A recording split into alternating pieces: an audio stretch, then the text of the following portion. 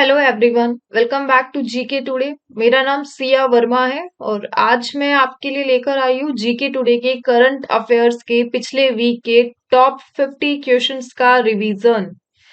ये सीरीज हम कंटिन्यू करना चाहेंगे, but depending on your response to the same, please leave your comments if you like और even dislike this video.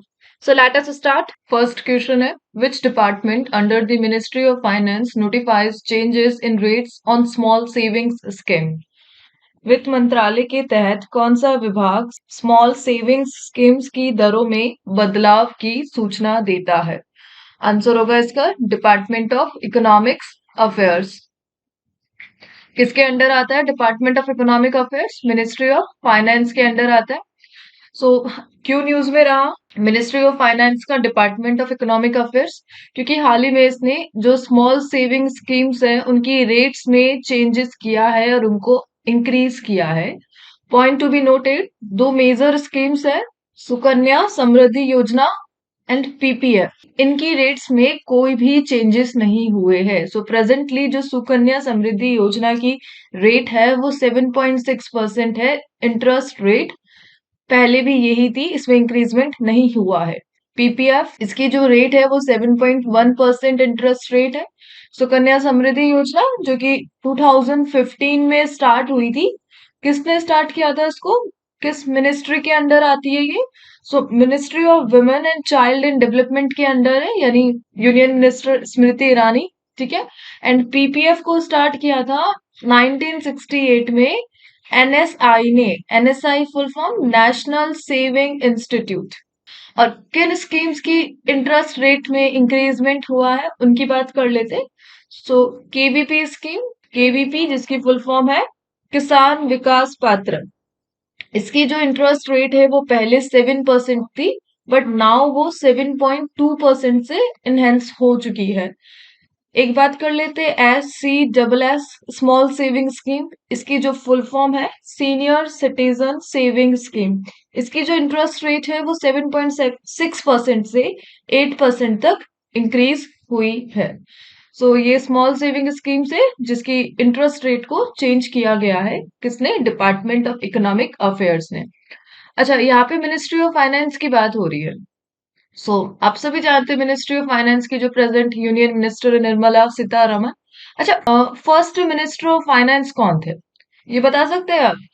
तो जो फर्स्ट थे वो आर के षणमुख चेट्टी थे.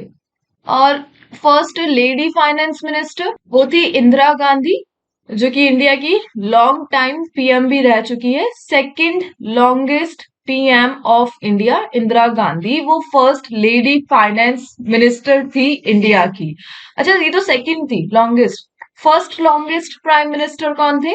इन्हीं के फादर जवाहरलाल नेहरू. इनका जो टेन्योर था इंदिरा गांधी का 1966 से 77 तक चला था और 1980 से 84 तक. आगे बढ़ते. नेक्स्ट क्वेश्चन है, New Jalpaiguri which was in the news related to Vande Bharat Express is located in which state? Vande Bharat Express से संबंधित खबरों में रही न्यू जलपाईगुड़ी किस राज्य में स्थित है? सो आंसर होगा इसका West Bengal. So New Jalpaiguri news में इसलिए रहा क्योंकि रिसेंटली प्राइम मिनिस्टर मोदी ने रिसेंट वंदे भारत एक्सप्रेस का इनोग्रेशन किया है हावड़ा टू न्यू जलपाईगुड़ी. हावड़ा जो कि वेस्ट बंगाल की सिटी है और न्यू जलपाईगुड़ी जो कि सिलीगुड़ी की सिटी है. वेस्ट बंगाल का रेलवे स्टेशन है इसलिए ये न्यूज में रहा. और Howrah to New Jalpaiguri Vande Bharat Express बन चुकी है India first gateway to the north east India. अच्छा, Vande Bharat Express prime minister ने इसका इनोग्रेशन किया. इसकी मैन्युफैक्चरिंग कौन करता है? तो इसकी मैन्युफैक्चरिंग होती है चेन्नई में. और चेन्नई में भी किसके द्वारा? तो integral coach factory ICF integral coach factory manufacturing करता है वंदे भारत एक्सप्रेस की मेड इन इंडिया इनिशिएटिव में. अच्छा, वंदे भारत एक्सप्रेस की बात हो रही है, जिसको जो वंदे भारत एक्सप्रेस है उसका जो इसको ट्रेन 18 भी बोलते हैं. ठीक है, ट्रेन 18 ही वंदे भारत एक्सप्रेस है. पहले ये ट्रेन 18 थी, फिर इसका नाम वंदे भारत एक्सप्रेस चेंज हो गया है. अभी तक टोटल कितनी आ चुकी है वंदे भारत एक्सप्रेस? टोटल 8 आ चुकी है और 8th नंबर है हावड़ा टू न्यू जलपाईगुड़ी। इससे पहले यानी फर्स्ट जो थी दिल्ली टू वाराणसी थी। इससे सेकंड जो थी वो अंबाला टू कटरा थी। ओके ओके, माय मिस्टेक, ये 7th नंबर की है ना, 7th नंबर की है हावड़ा टू न्यू जलपाईगुड़ी। जो 8th की है उसका भी अभी रिसेंट में ही इनोग्रेशन हुआ है, जो कि तेलंगाना टू आंध्र प्रदेश है। और तेलंगाना टू आंध्र प्रदेश, ये टू तेलुगु स्टेट को कनेक्ट करने वाली फर्स्ट वंदे एक्सप्रेस है। सो ये भी ध्यान रखिए, Telangana to Andhra Pradesh 8th Vande Bharat Express is connecting to Telugu state. ठीक है, and first Vande Bharat Express to connecting to Telugu state. Okay, Vande Bharat Express के इसी का एक न्यू वर्जन आया है, वंदे भारत एक्सप्रेस 2.0। और इसी के फीचर है कवच, ठीक है, जो कि प्रोटेक्शन करेगा कॉलिजन से। और इंडियन गवर्नमेंट का टारगेट क्या है, यूनियन बजट में इंडियन गवर्नमेंट इन्फॉर्म किया था कि 3 इयर्स में वो टोटल 400 वंदे भारत इंडिया में डेवलप करेगी। यूनियन बजट 22-23 में ये मेंशन था। ठीक है, आगे बढ़ते। नेक्स्ट क्वेश्चन है, which country has partnered with the Spain based Stark Future SL in the field of electric motorcycles? किस कंपनी ने इलेक्ट्रिक मोटरसाइकिल के क्षेत्र में स्पेन स्थित स्टार्क फ्यूचर एसएल के साथ साझेदारी की है? सो आंसर होगा इसका Eicher Motors. So Eicher Motors Indian manufacturing company है, जो कि एक ऑटोमोबाइल फर्म है। और क्या मैन्युफैक्चर करती है ये, रॉयल इनफील्ड नाम से ब्रांड मोटरसाइकिल। ठीक है, रॉयल इनफील्ड को मैन्युफैक्चरिंग करता है कौन, आइशर मोटर्स, इंडियन फर्म है, ऑटोमोबाइल फर्म है। सो इसने हाल ही में कोलैबोरेशन किया है किसके साथ, Spain based Stark Future SL के साथ। और इस कोलैबोरेशन का एम क्या है, manufacturing of electric motorcycle. So electric motorcycle की मैन्युफैक्चरिंग के लिए आइशर मोटर्स ने Spain based Stark Future SL के साथ कोलैबोरेशन किया है। ठीक है, अच्छा, स्पेन की बात हो रही है तो हाल ही में स्पेन भी चर्चा में रहा था। क्यों रहा था, क्योंकि FIH विमेन नेशन कप 2022 ये कहाँ पे ऑर्गेनाइज हुआ था, स्पेन में हुआ था। और किसने इसको जीता था, इंडिया ने जीता था। स्पेन की जो कैपिटल है वो मैड्रिड है। और इनके जो प्राइम मिनिस्टर है वो पेड्रो सैंचेज है, जो कि 2018 से स्पेन की प्राइम मिनिस्टर है। आइशर मोटर्स का जो हेड क्वार्टर है ये कहाँ पर है, गुड़गांव हरियाणा में है। ठीक है, गुड़गांव हरियाणा में आइशर मोटर्स का हेड क्वार्टर है। आगे बढ़ते नेक्स्ट क्वेश्चन पे। Pyongyang is the capital city of which country? Pyongyang किस देश की राजधानी है? सो आंसर होगा इसका नॉर्थ कोरिया, किम जोंग का नॉर्थ कोरिया। क्यों रहा ये न्यूज में, क्योंकि हाल ही में जो न्यू नॉर्थ कोरिया है उसने 3 बैलिस्टिक मिसाइल्स का टेस्ट किया है। कहाँ पे, कोरियन पेनिसुला में। इसी के बारे में इन्फॉर्म किया था साउथ कोरिया ने कि नॉर्थ कोरिया ने अगेन 3 बैलिस्टिक मिसाइल्स का टेस्ट किया है ईस्ट कोरियन पेनिसुला में। और साउथ कोरिया की जो कैपिटल है वो सियोल है।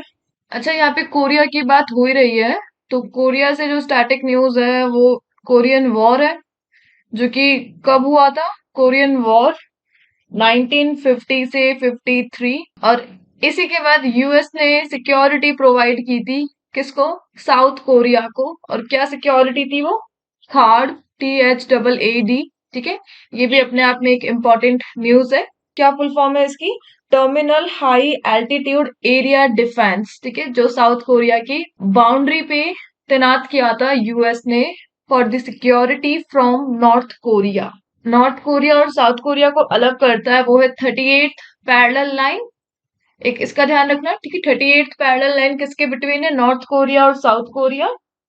यहाँ पे आपका चाइना है, यहाँ पे रशिया है, ठीक है, इधर जापान है। और ये पूरा जो एरिया ये है अपना कोरियन पेनिनसुला। ठीक है, यहाँ पे जापान सी है और कोरियन चैनल जो कि साउथ कोरिया और जापान के ये बीच वाला एरिया है, दैट इज कोरियन चैनल।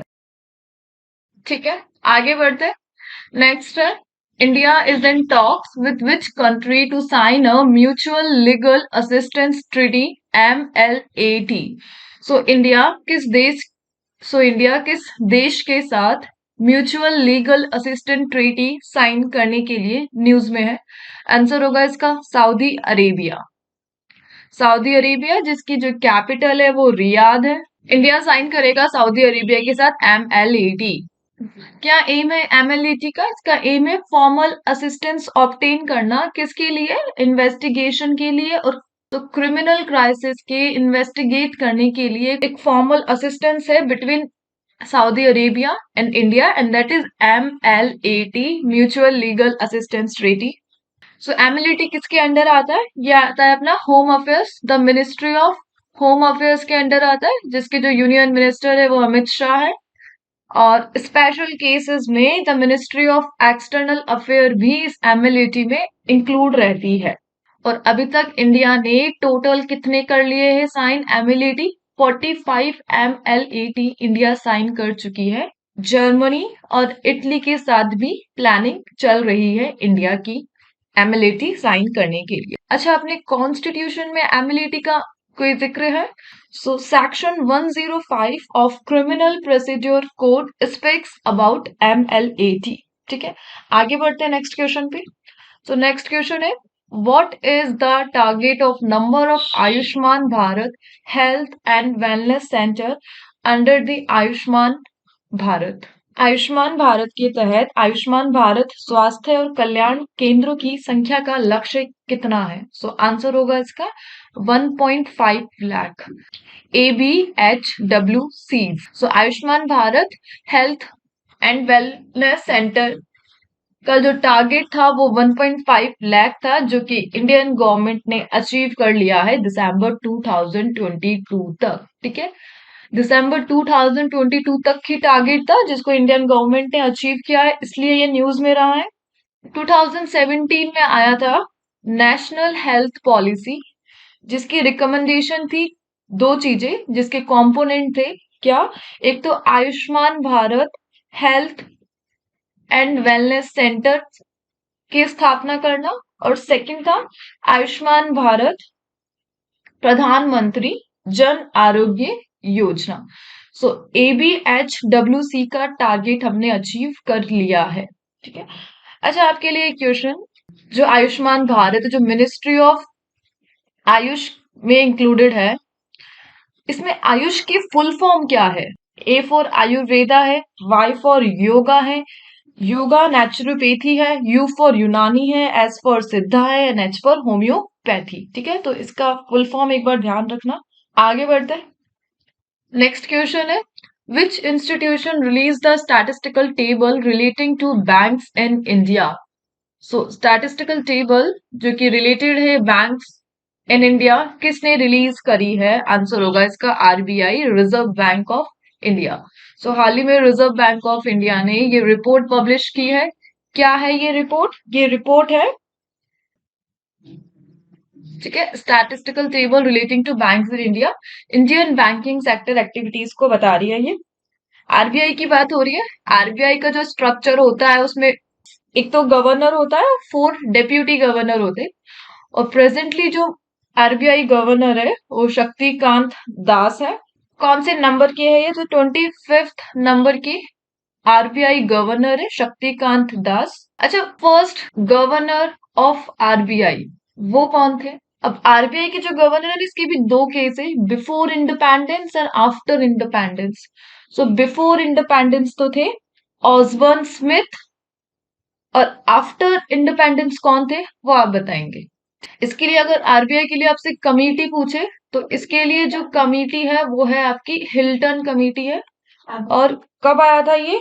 इसका जो नेशनलाइजेशन हुआ था वो कब हुआ था? 1 जनवरी 1947 को उसका नेशनलाइजेशन हुआ था।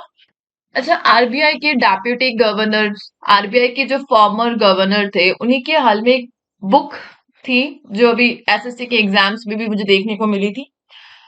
सो RBI के जो फॉर्मर गवर्नर थे वो थे बिमल जालान, और उन्हीं की दो बुक्स है major books, the Indian story and from dependence to self realisation. ठीक है, आगे बढ़ते हैं। नेक्स्ट क्वेश्चन है, Zuari bridge the second largest cable stay bridge in India is located in which state और union territory. Zuari bridge Bharat का दूसरा सबसे बड़ा केबल स्टे ब्रिज किस राज्य शासित प्रदेश या केंद्र में स्थित है? सो आंसर होगा इसका गोवा। सो ज्वारी bridge second largest cable stay bridge है जो कि गोवा में है। नॉर्थ गोवा और साउथ गोवा को कनेक्ट करता है। इसकी लेंथ आपसे पूछे तो इसकी जो लेंथ है वो 13.2 किलोमीटर है। किसने इसका इनोग्रेशन किया था? नितिन गडकरी। अच्छा, ये तो सेकंड है। फर्स्ट लार्जेस्ट कौन सा है? फर्स्ट लार्जेस्ट है मुंबई बांद्रा वर्ली सी लिंक। ठीक है, जो बांद्रा वर्ली सी लिंक है वो फर्स्ट लार्जेस्ट है। कंस्ट्रक्शन किसने किया है इसका? तो इसका कंस्ट्रक्शन किया है दिलीप बिल्डकॉन ने। ठीक है, आगे बढ़ते। नेक्स्ट क्वेश्चन है, which country has taken over the presidency of the council of European union for the first 6 months of 2023? सो किस देश ने 2023 के पहले 6 months के लिए यूरोपियन यूनियन की परिषद की अध्यक्षता संभाली है? सो आंसर होगा इसका स्वीडन। ठीक है, सो स्वीडन ने यूरोपियन यूनियन की 2023 की फर्स्ट 6 month की प्रेसिडेंसी को लिया है। यूरोपियन यूनियन जिसमें टोटल 27 मेंबर्स है। इसी से अभी एक न्यूज में क्वेश्चन था, क्रोएशिया। क्रोएशिया क्यों न्यूज में था? क्योंकि इसने यूरो को एक्सेप्ट किया था as a currency. So total अब पहले 19 मेंबर्स थे यूरोपियन यूनियन के जो जिनकी करेंसी थी यूरो। अब टोटल हो चुके हैं 20 और 20th कौन है? क्रोएशिया, जिसने यूरो को अपनी करेंसी एक्सेप्ट किया है। अच्छा, यूरोपियन यूनियन से एक ऑर्गेनाइजेशन है जो कि है नाटो। क्या है? यूरोपियन यूनियन का ऑर्गेनाइजेशन है। इसकी जो फुल फॉर्म है नॉर्थ अटलांटिक ट्रीटी ऑर्गेनाइजेशन। 4 अप्रैल 1949 को स्टैब्लिश हुआ था और स्टार्टिंग में इसके 12 मेंबर्स थे, बट प्रेजेंटली इसमें 30 मेंबर है। कहाँ पर है इसका हेडक्वार्टर? ब्रुसेल्स, बेल्जियम में है इसका हेडक्वार्टर। क्या काम करता है? Secure peace in Europe. तो यूरोप का सबसे बड़ा ऑर्गेनाइजेशन है यूरोपियन यूनियन और उसके लिए है नाटो। इसका जो मेंबर है वो नॉर्थ अमेरिका भी है। क्या एम है? यूरोप में पीस को एस्टेब्लिश करना ही नाटो का एम है। आगे बढ़ते। नेक्स्ट है, common Mormon which was seen in the news recently belongs to which species? Common Mormon जो कि न्यूज में थी किस स्पीशीज से रिलेटेड है? आंसर है इसका बटरफ्लाई। सो बटरफ्लाईज की स्पीशीज है कॉमन मॉर्मोन, जिसकी हाल ही में रिसर्चर्स ने डिस्कवरी की है। नेक्स्ट क्वेश्चन है, which Asian country has officially recognized e-sports as part of multi-sports events? किस एशियाई देश ने बहु खेल आयोजनों के हिस्से के रूप में ई स्पोर्ट्स को मान्यता दी है? सो आंसर होगा इसका इंडिया।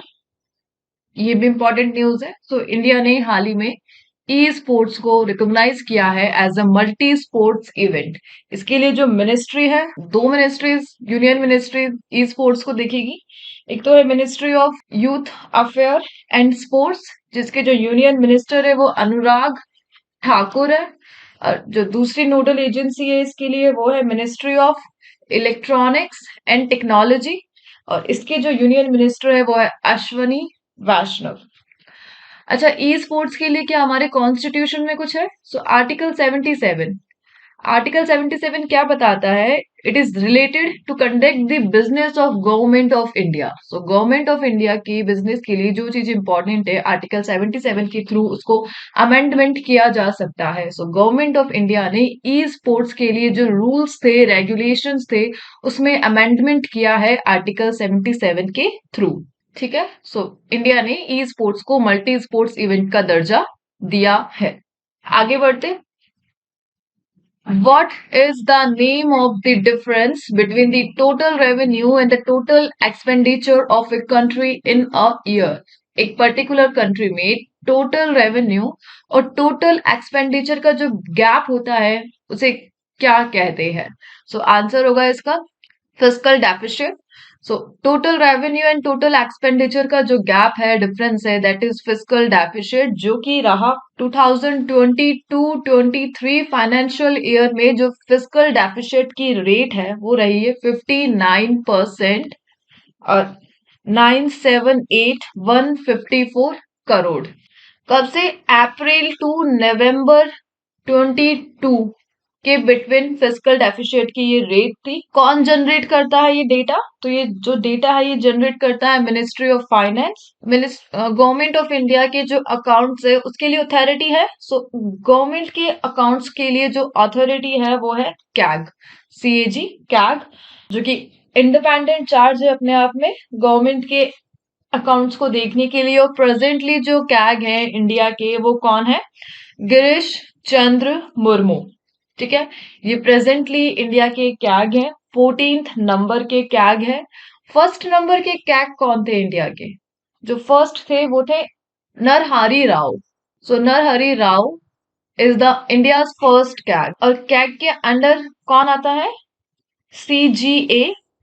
और प्रेजेंटली जो CG है, कंट्रोलर जनरल ऑफ अकाउंट्स, जो कि कैग के अंडर आती है, वो कौन है? भारती दास। एक ये भी ध्यान रखना। सो नेक्स्ट क्वेश्चन है, what is the total investment made by the department of science and technology in the science and technology system in 22-23? विज्ञान और टेक्नोलॉजी विभाग द्वारा किया गया कुल निवेश कितना है 2023 में? ठीक है, सो आंसर होगा इसका 6002 crore. So science and technology, so department of science and technology, DST, जो कि आता है किसके under? Ministry of science and technology. उन्होंने टोटल इन्वेस्टमेंट डेटा अपलोड किया है जो कि कितना है? 6002 करोड़ है। अच्छा, DST के जो हेड है वो कौन है? अच्छा, DST के जो हेड है वो कौन है? श्रीवरी चंद्रशेखर इसके हेड है। और DST का जो एस्टेब्लिशमेंट ईयर है वो एक बार नोट कर लेना, 3 मई 1971 था। नोडल एजेंसी है science and technology union ministry की। अच्छा, ये जो 6002 करोड़ का डेटा पब्लिश हुआ है ये अपने आप में डबल है। क्यों? बिकॉज 2014-15 में जो टोटल इन्वेस्टमेंट था made by DST is 2900 crore था। और नाउ 2022-23 में यही इन्वेस्टमेंट कितना हो गया है? 6062, जो कि अपने आप में डबल इन्वेस्टमेंट है। आगे बढ़ते। The new integrated food security scheme subsume two current schemes of which ministry? The new integrated food security जो दो मौजूदा योजनाओं को समाहित करती है किस मंत्रालय में आती है? सो आंसर होगा इसका ministry of consumer affairs, food and public distribution. So ministry of consumer affair, food and public distribution, इन्होंने हाल ही में दो जो पुरानी स्कीम्स थी उनको मर्ज करके the new integrated food security scheme को लॉन्च किया है। इसी से आप एक पॉइंट और ध्यान रख लेना, NFSA, national food security act, ठीक है, जो कि आया था 12 सितंबर 2013 में आया था। और फूड सिक्योरिटी के लिए जो यूनाइटेड नेशंस का गोल है वो कौन से नंबर का गोल है? Second goal. ठीक है, टोटल कितने गोल है यूनाइटेड नेशंस के सस्टेनेबल डेवलपमेंट गोल्स? वो आप बताइए। इसी NFSA के तहत गवर्नमेंट ने 3 स्कीम्स को लॉन्च किया था, MDMS, mid day meal scheme, PDS, public distribution scheme, and integrated child development scheme. ठीक है, नेशनल फूड सिक्योरिटी एक्ट 2013 के थ्रू। आगे बढ़ते हैं। नेक्स्ट है, which state received the largest outlay in the total expenditure of ₹13,000 crore on cleaning the Ganga since 2014? तो 2014 के बाद से गंगा की सफाई पर 13,000 करोड़ रुपए के कुल व्यय में किस राज्य को सबसे बड़ा परिव्यय प्राप्त हुआ है? सो आंसर होगा इसका उत्तर प्रदेश, UP। सो गंगा मिशन में जो सबसे ज्यादा इन्वेस्टमेंट हुआ है वो उत्तर प्रदेश में हुआ है, इसलिए फर्स्ट नंबर पे है। सेकंड नंबर पे कौन है? सेकंड पर है बिहार है। टोटल कितना एक्सपेंडिचर है? 13,000 करोड़ का एक्सपेंडिचर है टोटल। अच्छा, गंगा से एक मिशन आप ध्यान रखना, नमामि गंगा, जो कि कब स्टार्ट हुआ था? 2014 में स्टार्ट हुआ था। और किसने इसको लॉन्च किया था? NMCG, national mission for clean Ganga. Reverse के लिए एक समिट ऑर्गेनाइज करता है in government of India, that is IWIS, Indian water summit. ठीक है, जो कि न्यू दिल्ली में इस बार होस्ट हुई थी, न्यू दिल्ली में। जल से यूनियन मिनिस्टर ऑफ जल शक्ति वो कौन है? गजेंद्र सिंह शेखावत। सो गजेंद्र सिंह शेखावत यूनियन मिनिस्टर है किसके? जल शक्ति डिपार्टमेंट के। नेक्स्ट है which institution builds the K9 Vajra tracked self propelled howitzer? So answer होगा इसका Larsen and Toubro. So Larsen and Toubro ने मैन्युफैक्चरिंग की है K9 Vajra tracked self propelled हॉवित्जर्स की। इंडियन मैन्युफैक्चरिंग कंपनी है ये। आगे बढ़ते हैं नेक्स्ट क्वेश्चन पे। सो नेक्स्ट है future engineer program is an initiative of which multinational company? So future engineer programme किस मल्टीनेशनल कंपनी का एक इनिशिएटिव है? सो आंसर होगा इसका Amazon। Amazon का इनिशिएटिव है फ्यूचर इंजीनियर प्रोग्राम। और इसमें जो Amazon के पार्टनर है वो है एक तो NESTS, इसकी जो फुल फॉर्म है national education society for tribal students, and ministry of tribal affairs. ठीक है, इनके साथ Amazon ने रिलीज किया है फ्यूचर इंजीनियर प्रोग्राम। आगे बढ़ते। नेक्स्ट है which institution develop the Bharat interface for money app? भीम ऐप। सो भीम की जो फुल फॉर्म है वो ध्यान रखिए, भारत इंटरफेस फॉर मनी। किसने लॉन्च किया है इसको?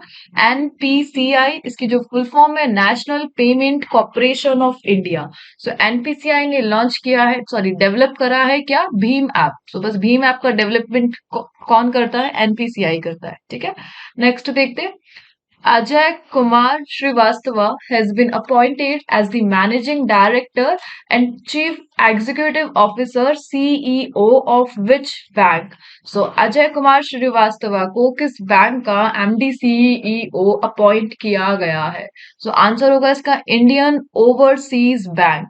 So इंडियन ओवरसीज के जो MD CEO है वो कौन है? अजय कुमार श्रीवास्तवा। इसका जो हेड क्वार्टर है वो चेन्नई में है। ठीक है, और इसकी जो टैग लाइन है वो एक बार आप नोट कर लेना। टैग लाइन है good people to growth with. और इसी के साथ जो रीसेंट अपॉइंटमेंट हुई है वो मैं बता देती हूँ आपको। एक तो सूर्योदय बैंक, उसके हेड बने हैं कौन? भास्कर, भास्कर बाबू बने हैं। ठीक है, और दिनेश कुमार शुक्ला ये अपॉइंट हुए हैं as a head of atomic energy. ठीक है, सो एटॉमिक एनर्जी के लिए कौन रिस्पॉन्सिबल है अब? दिनेश कुमार। CVC यानी सेंट्रल विजिलेंस कमीशन, इसके हेड कौन बने हैं? प्रवीण कुमार श्रीवास्तव। ठीक है, श्रीवास्तव, प्रवीण कुमार श्रीवास्तव CVC के बने हैं। नेक्स्ट क्वेश्चन है Koregaon Bhima war memorial is located in which state? किस राज्य में Koregaon Bhima war memorial located है? सो आंसर होगा इसका महाराष्ट्र। महाराष्ट्र में भी पुणे में है, और पुणे का एक विलेज है पैरनी विलेज। ठीक है, उसी विलेज में कोरेगांव भीमा वॉर मेमोरियल है। क्या स्टोरी थी इस मेमोरियल की? The battle of Bhima Koregaon, जो कि थर्ड एंग्लो मराठा वॉर था। किसके versus? Maratha versus east India company. ठीक है, तो उसी के लिए ये मेमोरियल था पुणे में, कोरेगांव भीमा। नेक्स्ट क्वेश्चन देखते हैं। Which institution operates the DRDO industry academia Ramanujan centre of excellence? So Ramanujan centre of excellence कौन ऑपरेट करता है इसको, जो कि DRDO का है? आंसर है इसका IIT मद्रास। सो IIT मद्रास लॉन्च करे, ऑपरेट करेगा DRDO industrial academia Ramanujan centre of excellence. Ramanujan, जो कि नेक्स्ट क्वेश्चन देखते हैं। Which ministry has been appointed as the nodal ministry for the matters relating to online gaming with monetary risk? किस ministry को nodal ministry के की तरह अपॉइंट किया है online gaming with monetary risk के मैटर्स के लिए? सो आंसर होगा इसका ministry of electronic and information technology. So ministry of electronic and information technology, कौन है इसकी यूनियन मिनिस्टर? अश्वनी वैष्णव है। आगे देखते हैं। Starlink is a satellite internet constellation designed and manufactured by which company? Starlink जो कि एक सैटेलाइट इंटरनेट कॉन्स्टलेशन है, कौन इसे डिजाइन और मैन्युफैक्चरिंग करता है? सो आंसर होगा इसका स्पेस एक्स। एलन मस्क की जो स्पेस एक्स है वो स्टार लिंक सैटेलाइट को डिजाइन और मैन्युफैक्चरिंग करता है।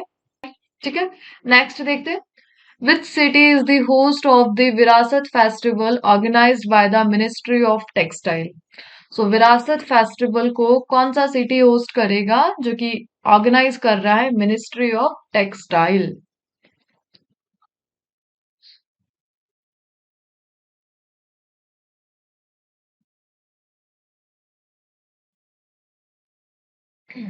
आंसर होगा इसका न्यू दिल्ली।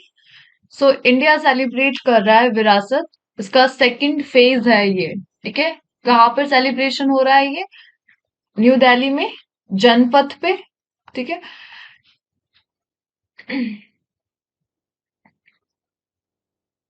क्यों क्यों ऑर्गेनाइज किया जाता है ये festival? For celebrating 75 hand Vivian saris of India. 75 hand woven saris celebrate करने के लिए विरासत फेस्टिवल को ऑर्गेनाइज करता है कौन? Ministry of textiles. कौन है इसके यूनियन मिनिस्टर? पीयूष गोयल है इसके यूनियन मिनिस्टर। अच्छा, ये तो सेकंड फेज था, इसका फर्स्ट फेज अभी हाल ही में हुआ था दिसंबर 2022 में। ठीक है, नेक्स्ट देखते हैं। Who is the head of the committee set up to discuss measures to protect Ladakh's culture, language and employment? Ladakh के कल्चर, लैंग्वेज एंड एम्प्लॉयमेंट के को प्रोटेक्ट करने के लिए, उसके लिए जो मेजर्स है उसको डिस्कस करने के लिए जो कमिटी सेटअप हुई है उसके हेड कौन है? सो आंसर है इसका नित्यानंद रॉय। नित्यानंद रॉय इस कमेटी के हेड होंगे। ये जो कमेटी है 17 मेंबर कमेटी है। किसके अंडर ये कमेटी आ रही है? Ministry of state for home affair. ठीक है, और नित्यानंद रॉय ये कौन है? ये मिनिस्टर ऑफ स्टेट है फॉर होम अफेयर्स।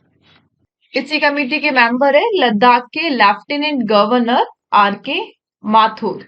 ठीक है, नेक्स्ट क्वेश्चन देखते हैं। In which year the decision of demonetization was announced in India? So Bharat में विमुद्रीकरण के निर्णय की घोषणा किस वर्ष की गई थी? So करेंसी चेंज 2016 में अनाउंसमेंट हुआ था। 500 और 1000 के जो नोट्स थे डीमोनेटाइजेशन हुआ था, और इसके लिए जो सुप्रीम कोर्ट कमेटी थी उसका जो रिजल्ट था वो 4/1 मेजोरिटी से था, यानी 4 तो मेजोरिटी थी। नेक्स्ट क्वेश्चन देखते। Which country has banned most foreigners from buying homes to tackle housing crunch faced by locals? किस देश ने स्थानीय लोगों के सामने आवास की कमी से निपटने के लिए अधिकांश विदेशियों को घर खरीदने पर प्रतिबंध लगा दिया है? सो आंसर होगा इसका कनाडा। सो कनाडा ने लोकल्स को एनहांस करने के लिए फॉरेनर्स को रेस्ट्रिक्ट कर दिया है from buying homes. Next question देखते हैं।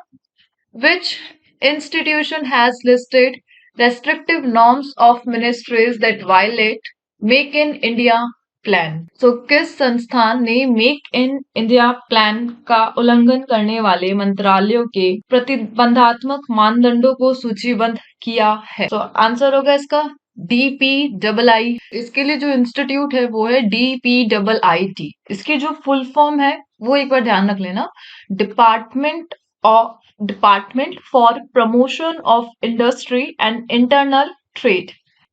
टोटल कितने नॉर्म्स है इसके लिए? 20 नॉर्म्स है टोटल। ठीक है, मेक इन इंडिया प्लान के लिए DPIIT ने 20 नॉर्म्स लिस्टेड किए हैं। नेक्स्ट क्वेश्चन देखते हैं। Which state union territory launched legal aid defense council system? किस राज्य या यूनियन टेरिटरी ने legal aid defence council system को लॉन्च किया है? सो आंसर होगा इसका Jammu and Kashmir. So Jammu and Kashmir ने legal aid defence council system launch किया है। और किसने किया है? जम्मू एंड कश्मीर एंड लद्दाख के जो कॉमन हाई कोर्ट के जज है CJI, chief justice of Jammu Kashmir high court, कौन है? ताशीर अफसर। ठीक है, इन्होंने ये प्रोग्राम ये लॉन्च किया है, इन्होंने legal aid defence council system को लॉन्च किया है। ठीक है, नेक्स्ट देखते हैं। Vaidehi Chaudhary who won her maiden singles title recently plays which sports? So Vaidehi Chaudhary जिन्होंने हाल ही में मैडन सिंगल टाइटल जीता है, कौन सा स्पोर्ट्स वो खेलती है? आंसर होगा इसका टेनिस। टेनिस की प्लेयर है वो। और हाल ही में इन्होंने USD 15,000 ITF women's tournament singles को जीत लिया है, जो कि ग्वालियर में हुआ था। नेक्स्ट देखते हैं। Which High Court has directed the city government to ensure free food and medical treatment to HIV positive person? So, किस हाई कोर्ट ने सिटी गवर्नमेंट को डायरेक्शन दिए है HIV पॉजिटिव पर्सन के लिए free food and medical treatment ensure करने के लिए? सो आंसर होगा इसका दिल्ली हाई कोर्ट। सो दिल्ली हाई कोर्ट ने HIV पॉजिटिव पर्सन के लिए free food and medical treatment के डायरेक्शन दिए है। नेक्स्ट देख लेते हैं। Where is the Institute of Mathematical Sciences located? So IIMS, Indian Institute of Mathematical Sciences, कहाँ पर है ये? चेन्नई में है। ठीक है, और कौन थे इसके फाउंडर? इसके फाउंडर थे अलादी रामकृष्णन। ठीक है, 1962 में फाउंड किया था। नेक्स्ट देख लेते हैं। Which state hosted the National Scout and Guide jamboree? किस स्टेट ने national scout and guide jamboree को होस्ट किया था फिलहाल ही में? आंसर है राजस्थान। सो राजस्थान ने होस्ट किया था। कौन सा एडिशन था ये? इसका 18th एडिशन था। और कहाँ पर? राजस्थान में भी पाली में, रोहत। ठीक है, पाली जो डिस्ट्रिक्ट है और रोहत जगह पे होस्ट किया था। किसने किया था? प्रेसिडेंट द्रौपदी मुर्मू ने किया था। 7 डे इवेंट है ये। First national scout and guide jamboree ये फर्स्ट कहाँ पर हुआ था? तो फर्स्ट हुआ था हैदराबाद में, हुआ था 1953 में। नेक्स्ट देखते हैं। Bailey suspension bridge has been inaugurated in which state और union territory? So Bailey suspension bridge कहाँ पर है ये? जम्मू एंड कश्मीर में इसका इनोग्रेशन हुआ है। काफी टाइम से ये न्यूज में था। कौन से रिवर पे बना है ये? तो चेनाब रिवर पर है ये। और इसकी हाइट कितनी है? 240 फीट की है। सो इसका इनोग्रेशन किया है जम्मू एंड कश्मीर में, बेले सस्पेंशन ब्रिज। ठीक है, नेक्स्ट देख लेते हैं। सो नेक्स्ट क्वेश्चन है, India sign USD 1.2 billion loan agreement for infrastructure project with which institution? Answer होगा इसका Asian development bank. So ADB के साथ इंडिया ने साइन किया है 1.2 बिलियन का लोन। एम है to improve connectivity in major states of India. कौन से states? First Maharashtra. So Maharashtra में कनेक्टिविटी को इम्प्रूव करने के लिए 350 मिलियन। सेकंड असम में, असम के हाईवेज एंड रोड्स को डेवलप करने के लिए। थर्ड त्रिपुरा में पावर सेक्टर को इम्प्रूव करने के लिए। और तमिलनाडु चेन्नई में रेल मेट्रो को डेवलप करने के लिए ये लोन लिया गया है एशियन डेवलपमेंट बैंक से इंडिया ने। एशियन डेवलपमेंट बैंक ये 1966 में एस्टेब्लिश हुआ था। इसका जो हेडक्वार्टर है फिलीपींस की कैपिटल मनीला में है। फिलीपींस की कैपिटल मनीला में है। नेक्स्ट देखते हैं। India started probe into dumping of which products by China and Hong Kong? Bharat ने चीन और हांगकांग द्वारा किन उत्पादों की डंपिंग की जांच शुरू की है? सो रिसेंटली इंडिया ने प्रिंटेड सर्किट बोर्ड प्रोडक्ट की डंपिंग के लिए छानबीन करना शुरू किया है। ठीक है, इंडिया ने स्टार्ट किया है। और किसके प्रोडक्ट है ये? China, Hong Kong. नेक्स्ट देखते हैं। Which country has announced financial support to household to move away from the capital city? किस देश ने कैपिटल सिटी से मूव करने के लिए फाइनेंशियल सपोर्ट देने की घोषणा की है हाउस होल्ड्स के लिए? आंसर होगा इसका जापान। जापान ने हाल ही में एक स्कीम लॉन्च की है। क्या है वो स्कीम? कि जो कैपिटल सिटी है जापान की टोक्यो, वहां से जो लोग मूव करेंगे अदर सिटीज में, उनको जापान देगा 1 मिलियन येन। क्या एम है इस स्कीम का? इस स्कीम का एम है to combat depopulation in the other area. So other area में हो रही डीपॉपुलेशन से कॉम्बैट करने के लिए जापान ने ये स्कीम लॉन्च की है। सो 1 मिलियन येन पर चाइल्ड वो देगा 2023 फिस्कल ईयर से। ठीक है, नेक्स्ट क्वेश्चन देखते हैं। Who is the first bowler to take a hat trick in the first over of a Ranji Trophy match? So Ranji trophy match में हैट्रिक लेने वाला इन द फर्स्ट ओवर कौन सा बॉलर है? आंसर होगा इसका जयदेव उनादकट। सो हाल ही में जयदेव उनादकट ने हैट्रिक ली है दिल्ली के अगेंस्ट चल रहे मैच। कहाँ पे? राजकोट में। और कौन सा मैच था ये? ग्रुप बी का मैच था। ठीक है, रणजी ट्रॉफी मैच में जयदेव उनादकट का नाम ध्यान रखना। First bowler to take a hat trick in first over of a Ranji trophy match. Next देखते हैं। Gaan Ngai festival is celebrated in which Indian state? So ये जो फेस्टिवल है किस इंडियन स्टेट में सेलिब्रेट किया जाता है? आंसर है मणिपुर। मणिपुर में सेलिब्रेट किया जाता है। और मणिपुर की भी कौन सी कम्युनिटी इसको बनाती है? तो उस कम्युनिटी का नाम है जेलियांगटोन। तो जेलियांगटोन कम्युनिटी है मणिपुर की जो सेलिब्रेट करती है Gaan Ngai festival after harvesting every year. ठीक है, तो हार्वेस्टिंग के बाद एवरी ईयर ये फेस्टिवल मणिपुर में मनाया जाता है। ध्यान रखना, गान नगाई फेस्टिवल। इसके अलावा मणिपुर के और कौन से फेस्टिवल है? याओ सांग, जिसको डोल जात्रा भी बोलते हैं, लाई हरोबा, कांग जात्रा, हिक्रू हिंडगोब, चेरी ब्लाज्म, चुम्फा। ठीक है, ये कुछ मेजर फेस्टिवल्स है किसके? मणिपुर के। मैं रिपीट कर देती हूँ। याओ सांग, लाई हरोबा, कांग जात्रा कुट, हिक्रू हिंडोगोबा एंड चेरी ब्लाज्म एंड चुम्फा। ठीक है, नेक्स्ट क्वेश्चन देखते हैं। Which state has announced to start the कलासा बंदूरी नाला प्रोजेक्ट? तो किस स्टेट ने कलासा बंदूरी नाला प्रोजेक्ट स्टार्ट करने का अनाउंसमेंट किया है? सो आंसर होगा इसका कर्नाटक। सो कर्नाटक ने हाल ही में सेंटर से परमिशन ली है कालसा बंदूरी नाल प्रोजेक्ट पे दो प्रोजेक्ट डेवलप करने की। ठीक है, किस रिवर पर है ये? महाडई रिवर पर है ये। और इसके अगेंस्ट में कौन है? सो गोवा ने इसका, गोवा इसके अगेंस्ट में है। ठीक है, रीजन क्या है? एक्चुअल में कर्नाटक क्या चाह रहा है कि जो वहां पर वो डैम क्रिएट करके महादई रिवर का वाटर है उसको डाइवर्ट करके उस कर्नाटक के 4 मेजर स्टेट्स है, 4 मेजर डिस्ट्रिक्ट है, वहां पे वाटर नीड को इम्प्रूव करने के लिए वो इस प्रोजेक्ट को बनाना चाहता है। लेकिन गोवा इसके लिए अगेंस्ट में है और वो इसके लिए फाइल ओपन करेगा सेंटर के सामने। कहाँ से निकलती है ये महादई रिवर? ये निकल रही है अपनी बेलागांव डिस्ट्रिक्ट ऑफ कर्नाटक। और कहाँ पे जा रही है ये? Arabian sea, Goa. Next question है। Savitribai Phule India's first women teacher was from which state?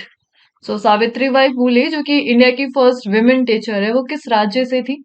Answer होगा इसका महाराष्ट्र। महाराष्ट्र राज्य से थी वो। और वो फर्स्ट विमेन है, विमेन टीचर है। ठीक है, और इन्होंने ही इंडिया का, कंट्री का फर्स्ट गर्ल्स स्कूल ओपन किया था। किस नाम से? भीड़वाला स्कूल के नाम से। और कहाँ पे? पुणे में 1848 में। ठीक है, नेक्स्ट क्वेश्चन देखते हैं। The Brahma Kumaris spiritual movement that originated in which state? Brahma Kumari spiritual movement किस राज्य में ओरिजिनेट हुआ था, फाउंड हुआ था? आंसर होगा इसका आंध्र प्रदेश। ठीक है, सो ब्रह्मा कुमारी स्पिरिचुअल मूवमेंट कहाँ का है? आंध्र प्रदेश का है। आंध्र प्रदेश में भी हैदराबाद, सिंध। ठीक है, ये ध्यान रखना। अच्छा, ये न्यूज में क्यों था? ये न्यूज में इसलिए था क्योंकि इसने अभी जो ब्रह्मा कुमारी स्पिरिचुअल मूवमेंट है, उन्होंने नेशनल कैंपेन चला रखा है। क्या नाम है उस नेशनल कैंपेन का? राइज नाम है। राइज की फुल फॉर्म ध्यान रखना है, इस कैंपेन की full form rising India through spiritual empowerment. ठीक है, और कहाँ पर था ये नेशनल कैंपेन? कैंपेन ऑर्गेनाइज कहाँ पर किया था? माउंट आबू, राजस्थान में किया था, जिसको हमारे प्रेसिडेंट एंड प्राइम मिनिस्टर दोनों ने अटेंड किया था। नेक्स्ट क्वेश्चन देखते हैं। Which country developed the Aadhaar-like platform for 9 countries called MOSIP, Modular Open Source Identity Platform? So, किस कंट्री ने आधार लाइक प्लेटफॉर्म 9 कंट्रीज के लिए डेवलप करा है, और वो जो प्लेटफॉर्म है उसका नाम क्या है? Modular open source identify platform. ठीक है, किस कंट्री ने? सो आंसर होगा इसका इंडिया। इंडिया ने ही ये प्लेटफॉर्म लॉन्च करा है। और कितनी कंट्रीज में? 9 कंट्रीज में। ठीक है, और इंडिया में भी किसने किया है? IIITB ने, International Institute for Information Technology Bangalore. MOSIP, ये इसकी फुल फॉर्म ध्यान रखना, और आधार लाइक प्लेटफॉर्म है ये 9 कंट्रीज में। नेक्स्ट क्वेश्चन देखते हैं। 20 new frog species have been recently found in which country? So Madagascar, Madagascar में 20 न्यू फ्रॉग स्पीशीज को हाल ही में फाउंड किया गया है। नेक्स्ट देखते हैं। The recent supreme court ruling on article 19 ambit extended free speech against which entity? So supreme court का रीसेंट जो रूलिंग आर्टिकल है 19, ये एम्बिट करता है एक्सटेंडेड फ्री स्पीच अगेंस्ट किस एंटिटी के अगेंस्ट में? आंसर होगा इसका private citizens. So private citizens के अगेंस्ट में सुप्रीम कोर्ट ने आर्टिकल 19 को एक्सटेंडेड फ्री स्पीच के लिए रिसेंटली अमेंड किया है। आर्टिकल 19 जो कि रिलेटेड है right of free speech and expression. ठीक है, article 19 right of free speech and expression से गारंटेड है। The Intelligent Tray Retrieval System (ITRS) has been inaugurated in which state's airport? So ITRS को किस state के airport पे इनोग्रेट किया गया है? आंसर होगा इसका गोवा। गोवा का भी कौन सा एयरपोर्ट? Mopa international airport. ठीक है, मोपा एयरपोर्ट पे ITRS को इनोग्रेट किया है, the intelligent tray retrieval system. किसने किया है? Union minister for MSME Narayan Rane, उन्होंने इनोग्रेशन किया है। क्या है ये ITRS सिस्टम? ये जो ITRS सिस्टम है, ये artificial intelligence based fully automatic machine है। किसकी मशीन है ये? For to enhance security of passenger with advance screening technology. ठीक है, तो स्क्रीनिंग टेक्नोलॉजी है सिक्योरिटी को एनहेंस करने के लिए एयरपोर्ट पे। ठीक है, नेक्स्ट देखते हैं। नेक्स्ट क्वेश्चन है, which state launch the chief minister's residential land right scheme? So किस स्टेट ने CM residential land right scheme को लॉन्च किया है? सो आंसर होगा इसका मध्य प्रदेश। मध्य प्रदेश ने लॉन्च किया है chief minister's residential land right scheme. और किसने किया है? CM शिवराज चौहान ने। एम क्या है इस मिशन का? सो ये जो स्कीम है, इसका एम है जो रूरल एरियाज है वहां के पुअर लिविंग्स को फ्री प्लॉट प्रोवाइड कराना for building their homes. So free plot rural area को प्रोवाइड कराना मिशन है इस स्कीम का। ठीक है, नेक्स्ट देखते हैं। Silent valley national park is located in which state और यूनियन टेरिटरी? सो साइलेंट वैली नेशनल पार्क कहाँ पर है? आंसर होगा सर केरला। सो केरला में है साइलेंट वैली नेशनल पार्क। ठीक है, केरला में भी जो नीलगिरी माउंटेन्स है उसमें है ये। और क्यों न्यूज में रहा? क्योंकि हाल ही में वहां पर अप्रोक्स 141 स्पीशीज को 141 स्पीशीज न्यू मिली है इस नेशनल पार्क में, और बर्ड्स की अप्रोक्स 175 स्पीशीज न्यू आइडेंटिफाई हुई है। ठीक है, यहाँ पर नेशनल पार्क की बात हो रही है। सो केरल में और कौन कौन से नेशनल पार्क है साइलेंट वैली को छोड़ के? सो मेजरली जो केरल में नेशनल पार्क है वो एक बार अपन देख लेते हैं कौन कौन से हैं। एराविकुलम नेशनल पार्क है, मैचिकेंडम नेशनल पार्क है, एक पेरियार नेशनल पार्क है, साइलेंट वैली नेशनल पार्क तो आपने देख ही लिया, एक अन्नामुडी नेशनल पार्क यहीं पर है, और एक पम्बांदू शोला नेशनल पार्क।